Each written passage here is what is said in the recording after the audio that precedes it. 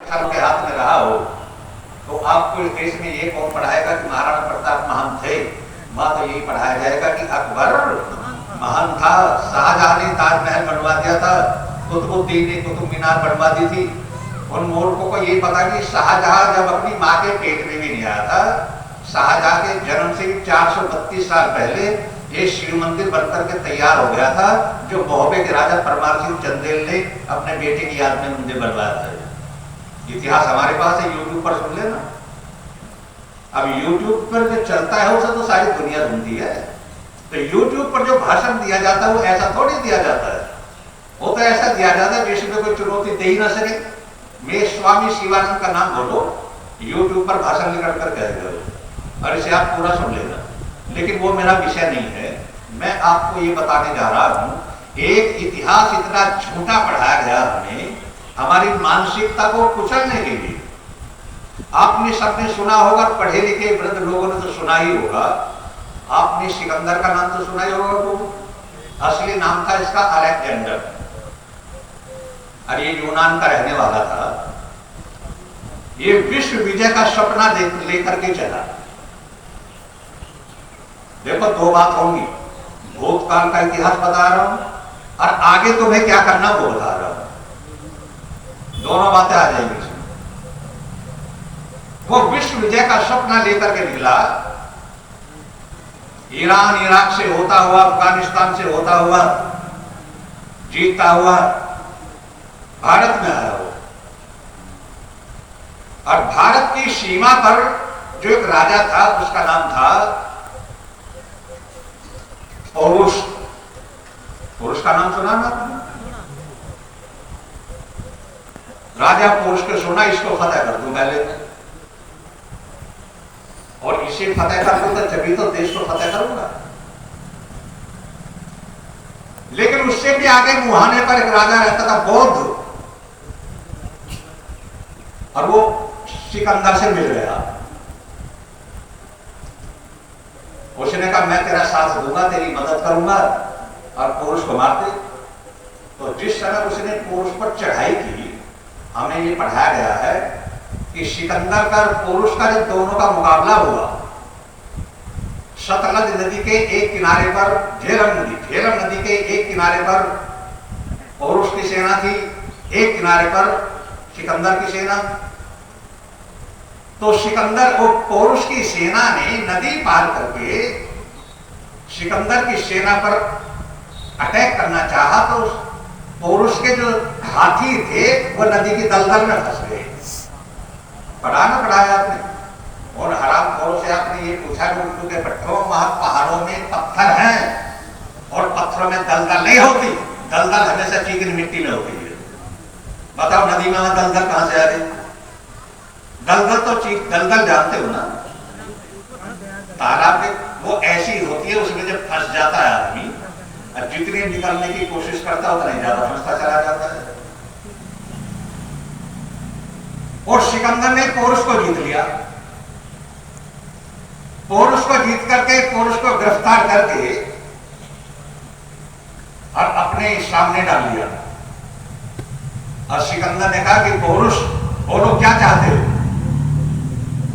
तो पौरुष ने कहा कि जो एक राजा दूसरे राजा के साथ में व्यवहार करता है वही व्यवहार मेरे साथ करो। तो सिकंदर इतना खुश हुआ कि उसे मुक्त कर दिया, जीता हुआ राज्य वापस कर दिया। सुन रहे हो? उसका जीता हुआ राज्य वापस कर दिया और पौरुष को मुक्त कर दिया कि मैं जीता हुआ राज्य वापस कर रहा हूं। कहने वाले तो बेईमान थे ही, लेकिन सुनने वालों की बुद्धि को ताला ही लग गया। देखो, यहां बड़े बड़े हो सकता है कि इतिहास का प्रोफेसर भी बैठा हो। मेरे पास में सिकंदर के सेनापति का लिखा हुआ इतिहास है, और सिकंदर के 5 सेनापति थे, उनका नाम लिख लो। सिकंदर के सेनापति थे डोरियस, कार्टियस, प्लूटार्च। इन्होंने साफ बिल्कुल इतिहास लिखा। एरियन, जस्टिन, एक था एरियन, एक जस्टिन,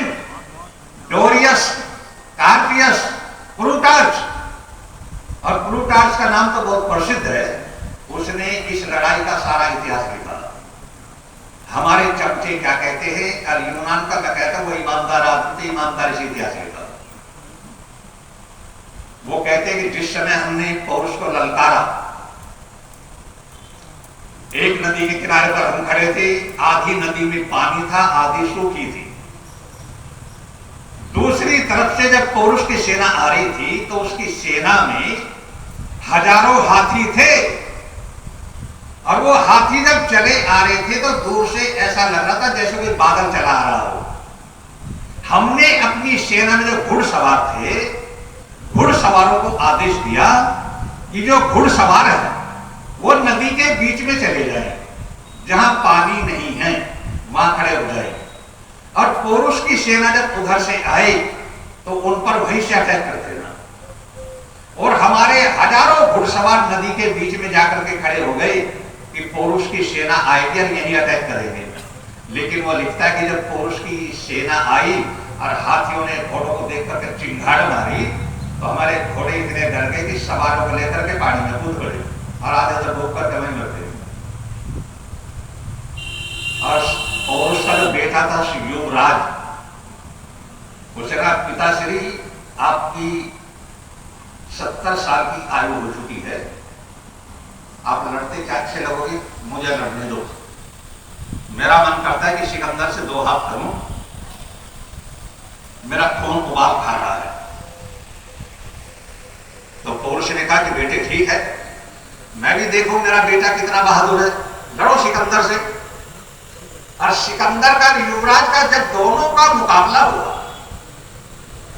तो पौरुष के बेटे युवराज ने सिकंदर की छाती में ऐसा भाला मारा कि उसके कवच को घेर करके छाती में उतर गया और वो खराब जगह पर गिरा।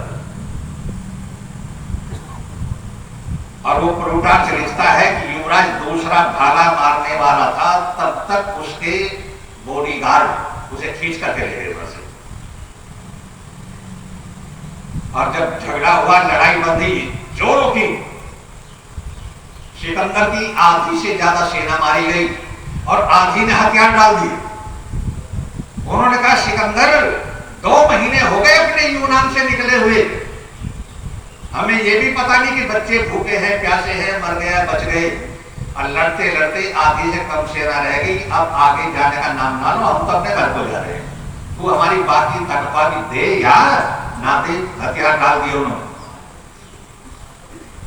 और जब युद्ध बंद हो गया ना तो पौरुष ने कहा था सिकंदर को बात करके मेरे पास ले जाओ। सिकंदर बिल्कुल मरने की अवस्था में था, बांध कर उसे लाए गए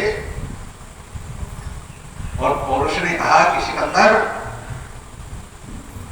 मेरे देश पर तो किसी की चढ़ाई करने का हिम्मत ही नहीं होती, तूने दुस्साहस कैसे किया?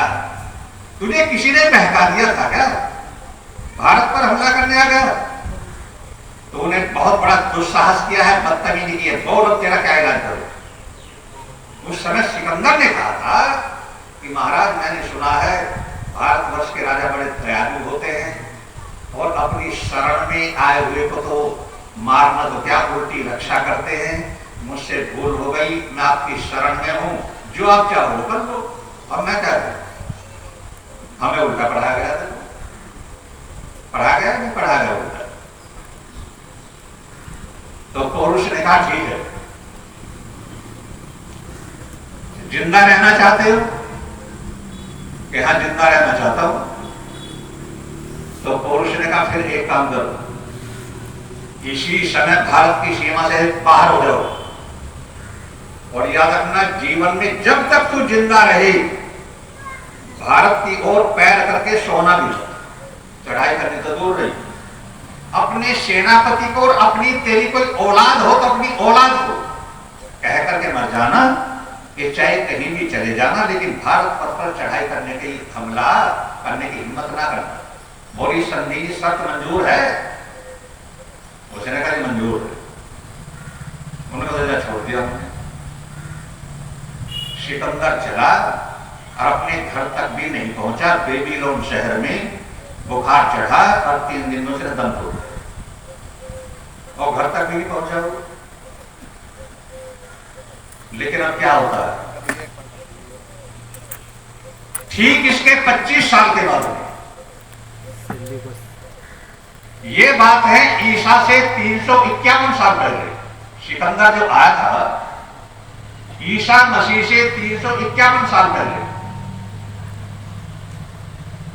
और फिर देश में सिकंदर तो मर गया था, लेकिन सिकंदर का जो सेनापति था वो था शैल्यूकस। नाम सुना ना उसने? शैल्यूकस जो वो था सेनापति, वो शर्तों को भूल करके भारत में आ गया। पटना पर पाटलिपुत्र में उस समय चाणक्य के शिष्य चंद्रगुप्त का शासन था, और जब चंद्रगुप्त पर उसने अटैक किया, अचानक चंद्रगुप्त की सेना तैयार हुई, भिड़ गई एकदम। और भिड़ने के इतिहासकार तो ये बताते कि केवल 3 घंटे लड़ाई हुई, और 3 घंटे की लड़ाई में उसकी आधी सेना मारी गई, आधी ने सरेंडर कर दिया। और शैल्यूकस को चंद्रगुप्त ने गिरफ्तार करके पेड़ से बांध दिया, और पेड़ से बांध करके कहा कि शैल्यूकस, मानवता का नाम और निशान नहीं है तुम्हारे यहां, जानवर भी तुमसे अच्छा व्यवहार करना जानता होगा। तेरे राजा ने, तेरे गुरु ने, सिकंदर ने क्षमा मांगी थी और संधि करके गया था, शर्त स्वीकार करके गया था, और सारी संधियों को तोड़ करके तो फिर हमला करने आ गया। अब तैयार होना, तेरे 50 टुकड़े करूंगा। दोस्तों, उसी समय चाणक्य महाराज सामने आ गए, और चाणक्य ने कहा कि चंद्रगुप्त, इसको मारो मत, इससे 2 मिनट बातें कर लो।